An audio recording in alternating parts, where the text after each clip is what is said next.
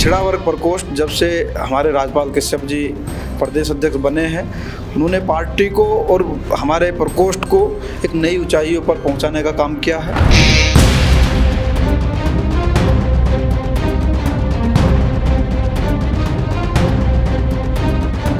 जो पीड़ित है वो पीड़ित है। पीड़ितों की, मजलूमों की, वंचितों की, किसानों की, छात्रों की, नौजवानों की, महिलाओं की आवाज़ उठाने का काम समाजवादी पार्टी हमेशा से करती आई है।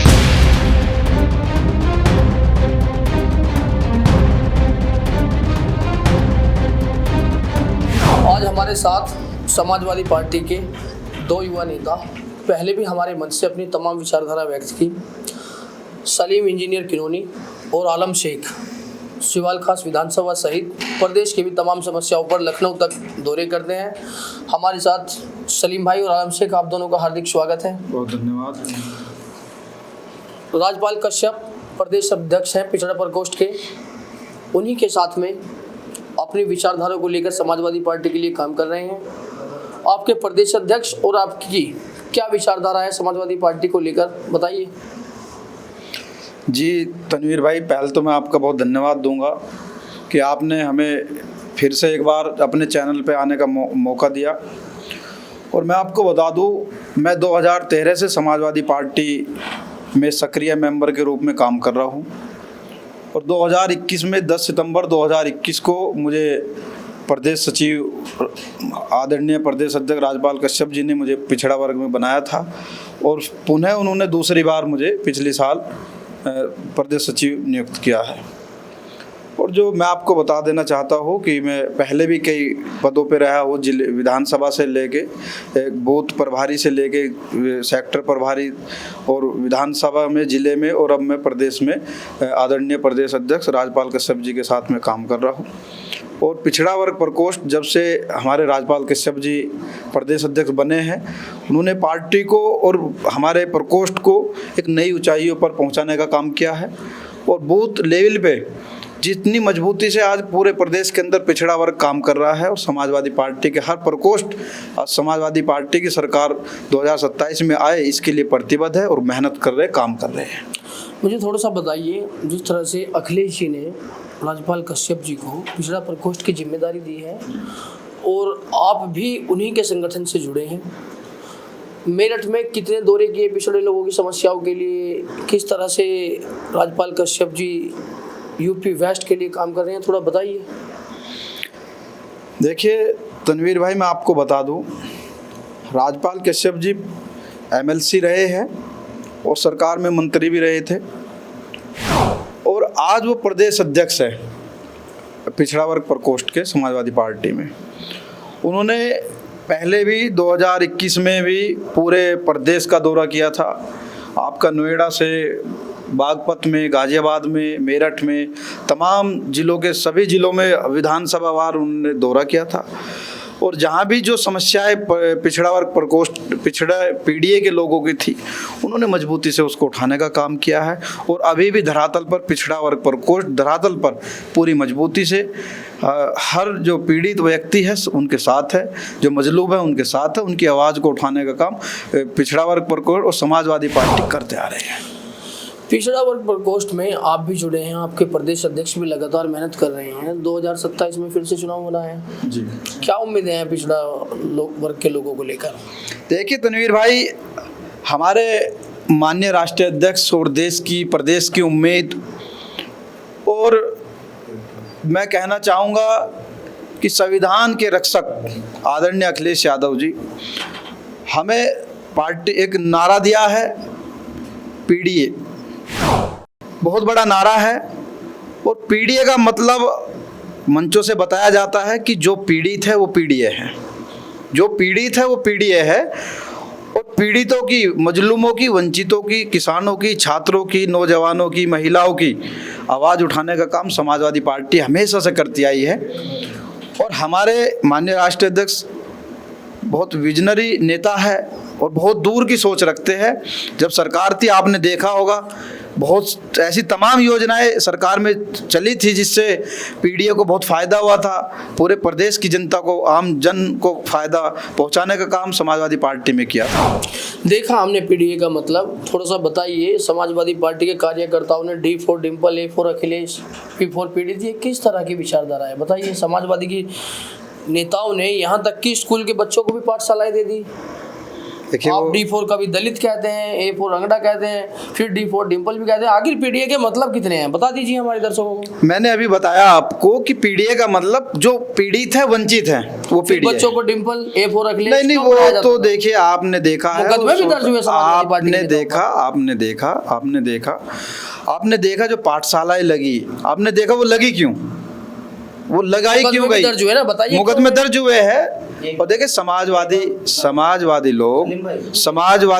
समाजवादी लोग हर पीड़ित व्यक्ति के साथ है। जिस तरह से भी उत्पीड़न लोगों का हुआ है इस सरकार के अंदर, सभी पीड़ितों के साथ समाजवादी पार्टी के लोग हैं।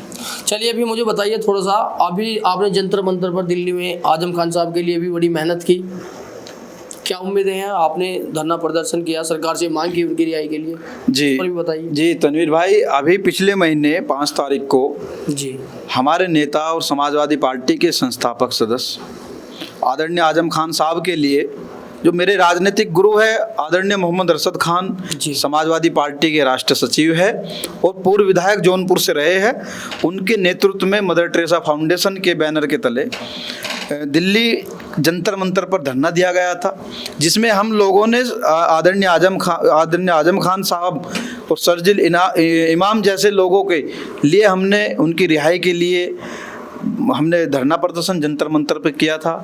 और अभी भी आने वाली 8 तारीख को, अगले महीने की जो 8 तारीख आ रही है, फिर से हम जंतर मंतर पर हमारी कई मांगों को लेकर, उसमें हमारी एक प्रमुख मांग धारा आर्टिकल 341 को बहाल करने की रही है।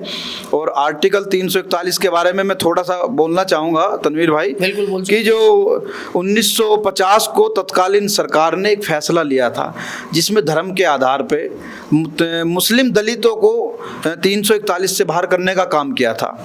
उसके बाद में उन्होंने सिखों को ले लिया था, ईसाइयों को ले लिया था, बौद्धिस्टों को ले लिया था, और ईसाई और मुस्लिम दलित जो है वो आज भी इससे बाहर है। और उन्हीं मांगों को लेकर कि हमको जो है धारा 341 के अंदर, आर्टिकल 341 के अंदर हमारा जो दर्जा था वो बहाल हो और हमें अनुसूचित जाति का दर्जा फिर से मिले।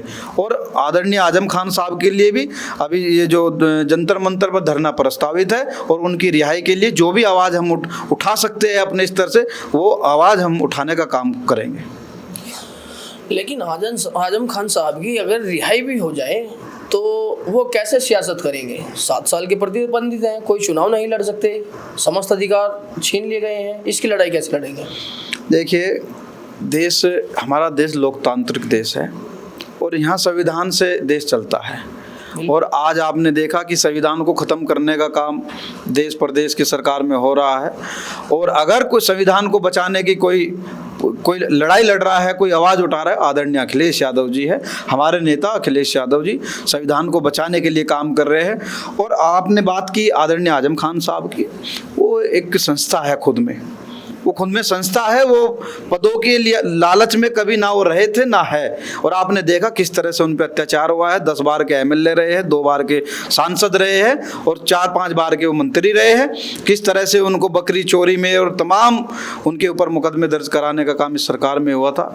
लेकिन हमें और आप सभी, हम देश के लोगों को, सभी को माननीय न्यायालय पर हमें यकीन है कि आदरणीय आजम खान साहब के साथ में इंसाफ होगा और उन्हें न्याय मिलेगा। आपको नहीं लगता कि कहीं ना कहीं आजम खान साहब का परिवार भी समाजवादी पार्टी से नाराजगी पर है? जब से अब्दुल्ला आजम और तंजीन फातिमा रिहाई पर बाहर आए हैं, अभी तक अखिलेश जी से एक भी मुलाकात करने के लिए नहीं गए हैं। नहीं, देखिए ऐसा है, ऐसा कोई अभी खबर कोई ऐसी नहीं है।